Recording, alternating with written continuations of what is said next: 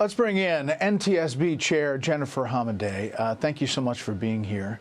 I know you're dealing with two different tragedies, one obviously in D.C. and the other in the Northeast Philadelphia, and I want to talk about that plane crash as well. But first on the D.C., you heard Alexandria talking about the discrepancy between the altitude of the plane and the helicopter and what each black box said as opposed to the air traffic control. Is that where your investigation is really pointed? Well, right now, our investigation is very broad. We are not ruling out any information or any issue. We're taking in everything we can and not really focused in any particular area in order to collect everything we need to evaluate this particular accident. I will say on that particular issue with respect to the helicopter, it's important to understand that DC radar picked up that it was at 200 feet, but that radar doesn't update again and for a full 5 seconds. So what we've done is pulled additional data to get better, more granular information to understand the altitude, and we'll have that later today for release. So you think you have the data that you need as far as the black boxes and the retrieval of the data from both of those aircraft? Yes, we do have that data. We will be able to provide that in our press briefing later today. Okay, we will tune into that. Transportation Secretary Duffy was on with Shannon Bream this weekend talking about specifically the helicopter. Take a listen. We have questions about what was the position of the Black Hawk? Why, the elevation of the Black Hawk? Were the Black Hawk pilots wearing night vision goggles? And if so, why would they flying a mission at 9 o'clock at night through really busy airspace around DCA, as opposed to flying that mission at 1 o'clock in the morning when there's very little traffic around DCA? I want our military to be trained up and ready to go, but I also want air travelers to be safe as well, and there's a time and a place to do it, not at 9 o'clock at night when there's heavy traffic.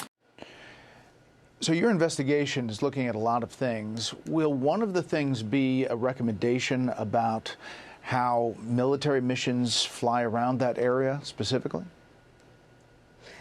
It could be.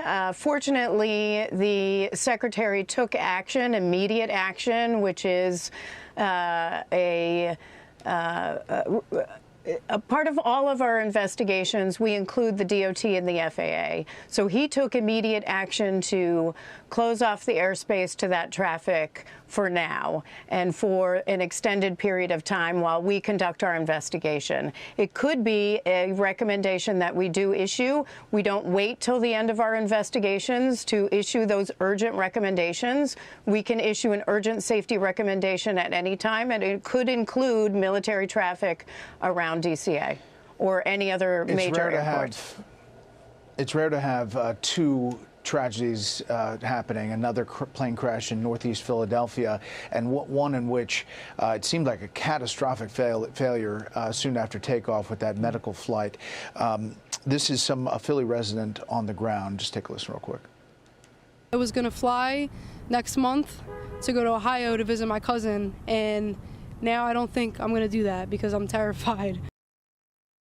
Yeah, so what do you say to folks who, after two back-to-back incidents, say, is it safe to fly? I understand that, especially as you're seeing these pictures or videos on the news or social media, or for this individual who was in Philadelphia and saw the utter devastation. I also was on the ground there, and it can be concerning. But what I can say is the NTSB investigates every civil aviation accident in the United States, and it is the safest mode of travel. Getting in your car every single day, that is the most dangerous mode of transportation, where we're losing over 40,000 people annually and millions of people injured. Air travel is incredibly safe. Well, we appreciate your time. We look forward to the press conference this afternoon. We'll take it live here on Fox. NTSB Chair Jennifer Homendy. Thank you so much.